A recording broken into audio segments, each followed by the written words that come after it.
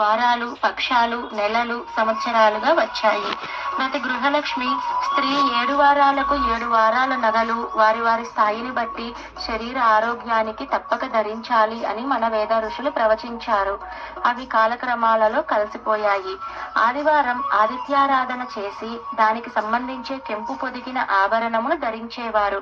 అలాగే 7 వారాలకు ఆయా గ్రహ పూజలు చేసేవారు. అందువలన నవగ్రహ ఆరాధన చేసేవారు. ప్రజలు అందరి దేవతలను 7 రోజులు ఆరాధిస్తారు.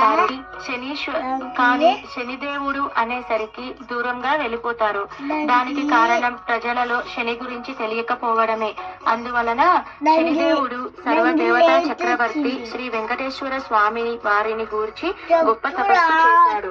శ్రీ వెంకటేశ్వర స్వామి వారు శనీశ్వర దేవునికి ప్రత్యక్షమై, శనీశ్వర నీకు ఏమి కావాలో కోరకో అని వరమును ఇస్తారు. స్వామి, నా పేరు వింటేనే భయపడతారు ప్రజలు. ఇక స్థిరవాసం అనగా శనివారం నాడు స్నానాదులు ఆచరించి పూజించే వారికి వారం రోజుల్లో వచ్చే పుణ్యఫలం ఆ ఒక్క రోజులోనే ప్రజలకు వచ్చినట్లుగా వరమిమ్ము అని వెంకటేశ్వర స్వామిని శనీశ్వరుడు అడిగారు. అప్పుడు వెంకటేశ్వర స్వామి, శ్రీ శనీశ్వర, నీవు కోరిన ప్రకారం భక్తులు నిన్ను కొలిచి శనివారం నాడు పూజిస్తే గొప్ప ఫలితం లభిస్తుంది. అంతేకాదు, శనివారంలో నేను కలిసి ఉంటాను. ప్రజలు భక్తి ప్రపత్తులతో శనివార వ్రతాన్ని ఆచరిస్తే వారికి నీవిచ్చిన పుణ్యఫలంతో నేను వారికి సంపూర్ణ పుణ్య ధర్మ ఫలాన్ని ప్రసాదిస్తానని శ్రీ వెంకటేశ్వర స్వామి అభయమిచ్చినారు. ప్రతి వారము నియముగా 7 శనివారాలు వ్రతము చేస్తారో వారికి శనీశ్వరుడు శ్రీ వెంకటేశ్వర స్వామి సర్వ భాగ్యాలు ఇచ్చి రక్షిస్తారు.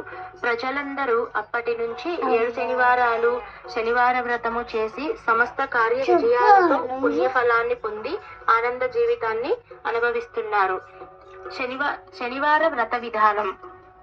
శనివారం బ్రహ్మముహూర్తంలో అనగా తెల్లవారుజామున 4 గంటలకే శిరస్నానం చేసి పసుపు వస్త్రములపై స్వామివారి చిత్రమును మరియు కలశ స్థాపన చేయాలి. నలుపు రంగు వస్త్రాలు కట్టుకొని శనిదేవునికి పారాయణ శ్లోకములు చదివి గోవింద నామాలు పారాయణ గావించి చిమ్మిలిని అంటే నువ్వులతో చేసిన ప్రసాదం చిమ్మిలిని మహానైవేద్యంగా సాయంకాలమున పసుపు రంగుల బట్టలు కట్టుకొని శ్రీ వెంకటేశ్వర స్వామికి షోడశోపచార పూజ చేసి అష్టోత్తర శతనామవళితో పూజ చేసి మహానైవేద్యంగా చక్కెర లడ్డులు సమర్పించాలి.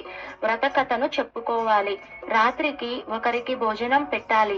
ఆ భోజనములో అన్నం వడ్డించి కొంచెం పిడస కట్టి అన్నాన్ని అమృతమస్తు ఆరోగ్యమస్తు అని భుజించాలి. సాయంకాలము దాకా ఉపవాసము చేసి ఆ అతిథిని దైవంగా చూసి భోజనము పెట్టి చందన దక్షిణ తాంబూలాదులతో అతనికి సమర్పించాలి. ఆ తర్వాత వ్రతమాచరించిన వారు భోజనం చేయాలి. ఇలా 7 శనివారాలు నియమ నిష్టలతో భక్తితో ఏకాగ్రతతో 7 శనివారముల వ్రతాన్ని ఆచరించాలి. ఈ 7 శనివారములు సప్తగిరులుగా 7 కొండలుగా ధ్యానించాలి. ఈ వ్రతాన్ని 7 వారాలు నిరాటంకముగా చేసి అనంతరం తలనీలాలు స్వామివారికి సమర్పించాలి. ఒకానొక కాలంలో మహాభక్తితో ఒక పవిత్ర దంపతి శ్రీ వెంకటేశ్వర స్వామిని నిత్యము పూజ చేస్తూ ఉండేవారు. ఇలా కొన్నాళ్ళు జరుగగా పరమ పావనమైన కాశీ నుంచి ఒక బ్రాహ్మణోత్తముడు ఆతిథ్యానికి వచ్చాడు. ఈ దంపతి అతనిని దివ్య అతిథిగా పూజించి కేవలం శ్రీ వెంకటనాథునిగా తలచి అతనికి సర్వ అతిథి సత్కారాలు హృదయపూర్వకంగా చేశారు. అనంతరం అతడు విశ్రాంతి తీసుకొని ఆ దంపతిని తన దగ్గర కూర్చోమని వారి జాతకాలను పరిశీలించి చూసి, ఓ పుణ్యసాధ్వి, నీ భర్త జాతకమున గోచార రీత్యా శనీశ్వరుడు క్రూరముగా ఉండుట వలన అపమృత్యువాత పడగలడు. దీనికి నివారించటానికి నీవు పవిత్ర హృదయముతో 7 శనివారాలు శ్రీ వెంకటేశ్వర స్వామికి భక్తి ప్రవత్తులతో శ్రీ వెంకటేశ్వర స్వామి వ్రతాన్ని ఆచరించాలి. నీ భర్త రక్షణ నీయందే ఉన్నది. ఈ 7 శనివారాలు ఏకాగ్రతతో శ్రీ వెంకటేశ్వర స్వామిని భక్తితో అర్చిస్తే నీ భర్త ఈ గండము నుండి బయటపడతాడు అనగా ఆ పుణ్యవతి అట్లు చెప్పినట్లుగా మనస్సులో శ్రీ వెంకటేశ్వర స్వామి వారిని తలుచుకొని 7 శనివారాల వ్రతము నిర్విఘ్నముగా జరిగేలా ఆశీర్వదించమని ధ్యానించింది. మొదటి వారం నాడు బ్రహ్మముహూర్తమున లేచి స్నానము చేసి శుచి అయి పూజాపీఠాన్ని ఏర్పాటు గావించి దానిపై పసుపు రంగు వస్త్రములు పరిచి తిరునామం శంకు చక్రాలతో చిత్రములతో స్వామివారి చిత్రమును మరియు కలశ స్థాపన చేసి విఘ్నేశ్వరుని పూజించింది.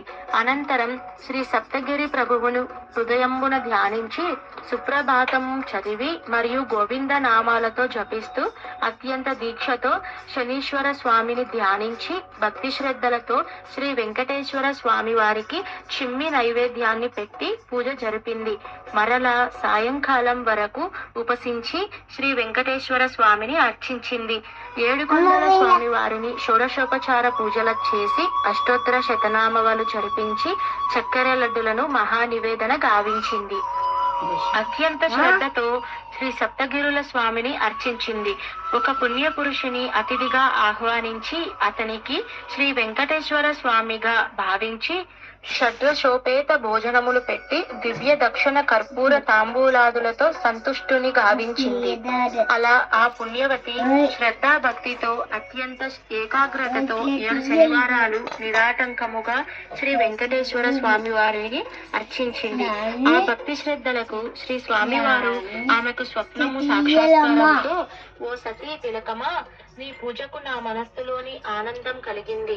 అందువలన నీ భర్తకు శనీశ్వర గండము తొలగింది. అతని రాబోవు జన్మలో గల ఆయుష్షు ఈ జన్మలో సమకూర్చును. అందువలన నీవిక సుఖశాంతులతో దీర్ఘ సుమంగళితో ఉండువు అన్నారు శ్రీ వెంకటేశ్వర స్వామి. అనంతరము ఆమె ఈ విషయాన్ని భర్తతో చెప్పగా అతడు పట్టలేని సంతోషముతో, నారీమణి, నీవు నా భాగ్య దేవతవు, అందుకే పురుషుల కన్నా పూబోడులు మిన్న అన్నారు. మన దేశం పతివ్రత వలనే పుణ్య భూమిగా, కర్మ భూమిగా, వేద భూమిగా చెప్పబడిందన్నారు. అనంతరం ఒక శుభముహూర్తాన ఆ దంపతులు శ్రీ వెంకటేశ్వర స్వామి దర్శనానికి తిరుపతి వెళ్లారు. భక్తి తాత్పర్యాలతో ఇరువురు ఏడుకొండలు కాలినడకన గోవిందనామాలు జపిస్తూ ఎక్కి భూలోక వైకుంఠమున తిరుమలపై నెలకొని ఉన్న శ్రీ వెంకటేశ్వర స్వామిని తనివి తీరా దర్శించి సాష్టాంగ నమస్కారం ఆచరించి ఆ కలియుగ దైవాన్ని మనసారా ప్రార్థించి అతని ప్రసాదాన్ని స్వీకరించి ఇంటికి వచ్చి బంధుమిత్రులతో అన్న సంతర్పణలతో ఆనందించారు. ఇలా ఆ దంపతులు పూర్ణ పురుషాదులతో భూలోకంలో ఎన్నో సత్కార్యాలు ఆచరించారు. అనంతరం వారు శ్రీ వెంకటేశ్వర స్వామిలో కలిశారు. ఈ వ్రతకథను వ్రాసిన, చదివిన, ఆచరించిన శాశ్వత సుఖాల నుండి అనంతరం శ్రీ వెంకటేశ్వర స్వామిలో ఐక్యమవుతారు. సర్వం శ్రీ వెంకటేశ్వర అర్పణమస్తు. ఇదండి మనకి శ్రీ వెంకటేశ్వర స్వామి 7 శనివారాల వ్రత కథ అనేది. ఈ కథను ఎవరైనా విన్నా కూడా మీకు అంతే పుణ్యం అనేది వస్తుందండి. తప్పకుండా నా వీడియో మీకు నచ్చిందనే అనుకుంటున్నానండి. నా వీడియో మీకు నచ్చితే నా వీడియోని సబ్స్క్రైబ్ చేయండి, పక్కనున్న బెల్ బటన్ ని క్లిక్ చేయండి. ఇలా చేయడం వలన ఫ్యూచర్లో నేను ఎలాంటి వీడియో పోస్ట్ చేసినా మీకు డైలీ అప్డేట్ అనేది వస్తుందండి.